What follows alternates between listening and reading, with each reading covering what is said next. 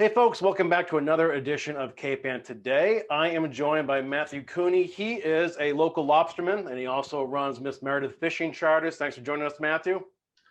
Good evening. So Matt, we're going to talk about the current lobstering ban that the entire industry is enduring now. Can you just kind of explain what exactly is happening and why? Well, right now we're in a full-on state water closure for lobster fishing. And it is supposed to run, if it stays in effect through next year, from February 1st to May 15th, which is a pretty lengthy closure to go without work. And on each end of that, you've also got to take a month to bring your gear out of the water to abide by the February 1st rule. And then on the other end of it, you got to take 2 to 3 weeks to put your gear back in the water. So it's really more of a 5-month effect on all the fishermen. And this is because feeding season for right whales as they migrate back north, or is that it's it? Well, they do. The right whales are migrating up to the Gulf of St. Lawrence off Canada for feeding. They go down off Florida and Georgia for birthing in the winter, and they do at times, come into Cape Cod Bay with their young and make their way north. And there's really nobody's able to predict how long they're going to stay away from Mass Bay waters, on their journey north. But the reason this is in effect is because due to some environmentalists believe that there's danger of entanglement in our buoy lines, and that's why they had to have this full-on closure, because an individual person whose name I don't want to name, who's backed by a lot of environmental groups such as the Environmental Law Foundation, sued the state of Massachusetts in federal court for not having a incidental whale take permit issued by the National Marine Fisheries Service. And they were threatening to shut down the industry indefinitely until they got one. So what Massachusetts and Division of Marine Fisheries did was handed them this 3.5-month closure and kind of dangled. I feel like they dangled us on the end of a pole here, and kind of hung us out to dry a bit, because actually there's no proof or data of any right whale deaths due to lobstering in Massachusetts waters, or even further up off the coast of Maine or anything. Most of the entanglements do happen in Canadian waters from snow crab gear, and the data gets really twisted because for example, some of the things I've read is there's been between 2017 and 2020 37 North Atlantic right whale deaths due to ship strikes and entanglements, but they don't specify on number, when it's really more like 30 ship strikes and 7 entanglements, and they don't specify where the entanglements happen. So the lobster industry is kind of guilt by association, because we fish similar lines but not identical to what the whales are getting entangled in, that there's somewhat of a small chance that a right whale could become entangled and harmed. So that's why the closure is in place. And so, and they're talking about, they want lobstermen to use, is it vertical gear? Well, they want to remove the vertical buoy lines. They want to from the water during the closure, but ultimately they'd like to have people use buoyless fishing lines, which would be very costly and would take quite some time to perfect, I think. And I don't think it's necessary to go that route, but that's what some of these groups are pushing for. And so if you've ever been out on the water in the summertime, how close the buoys are to one another during lobster season in the summer. And can you imagine going out there and trying to do this without any buoys and having a remote to have your buoy pop up on the surface and then put it back down without landing it on somebody else's? It would be the whole ocean floor would be a tangled mess of lost fishing gear. Right. So give me an idea of what this is doing to the industry right now, how hurt you guys are through all of this. Well, this is just part one of it. So, we haven't, this year, since they came up with the plan so late, we actually had until March 5th to get our gear out of the water. Right. And this goes to early May, right? Or somewhere in there? you can fish again on May 15th, but that also depends if there's 3 right whales still in the area, you cannot. So I guess the state is willing to be flexible on that. So let's say there's no right whales by May 1st, you may get May 1st. Okay.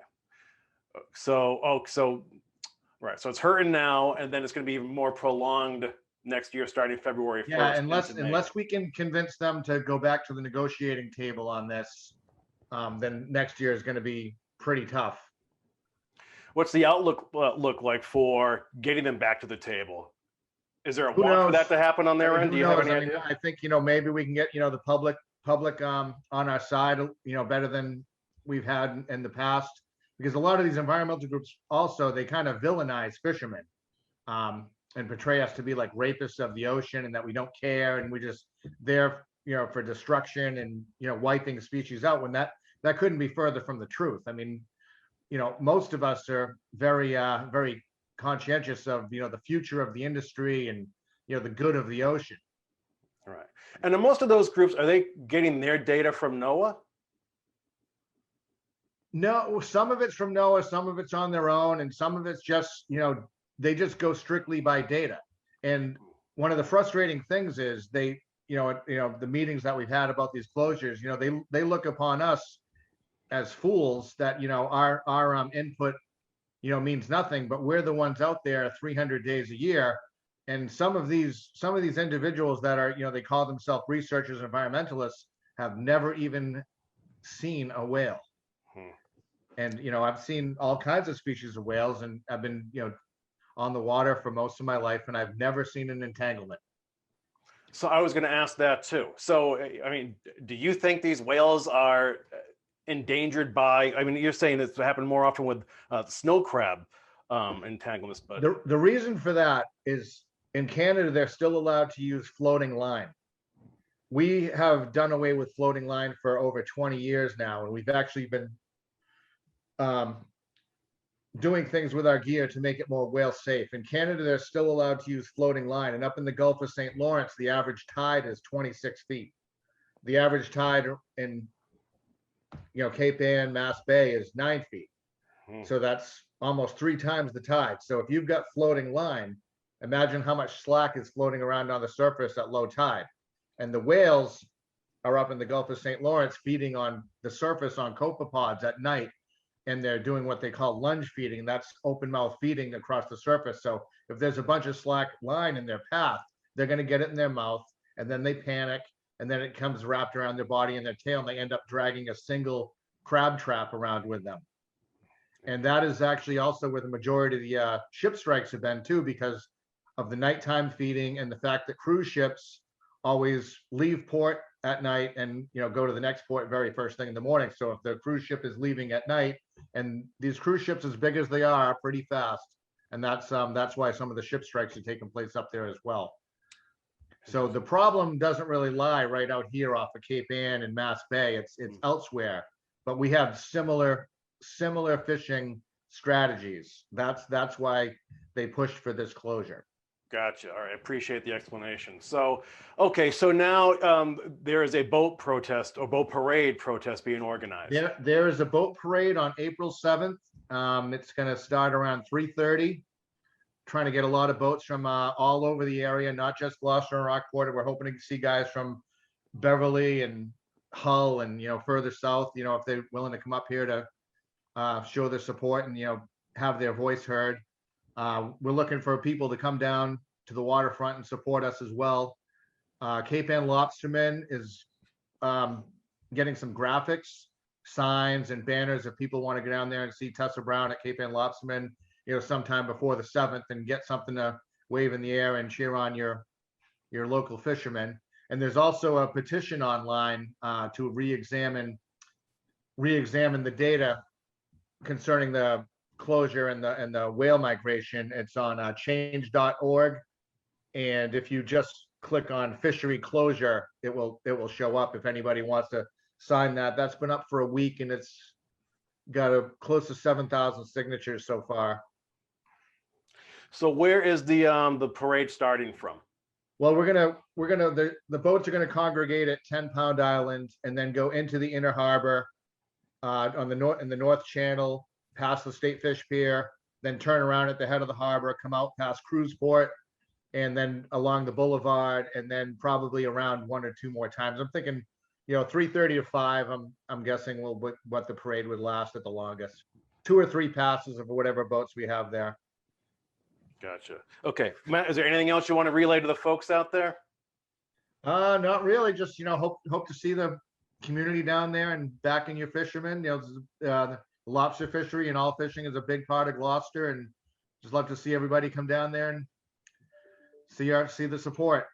There you go. Well, we appreciate your time, and thanks for the explanations. And we'd love to actually, if you're up for it, follow up with us after this, or maybe after the May 15th date as well. Yeah, sure. That'd be great. The rest of the story. Awesome. Okay, Matthew Cooney, Miss Meredith Fishing Charters. Check it out, folks. Thanks for your time. Thanks, Corey. Have a good night.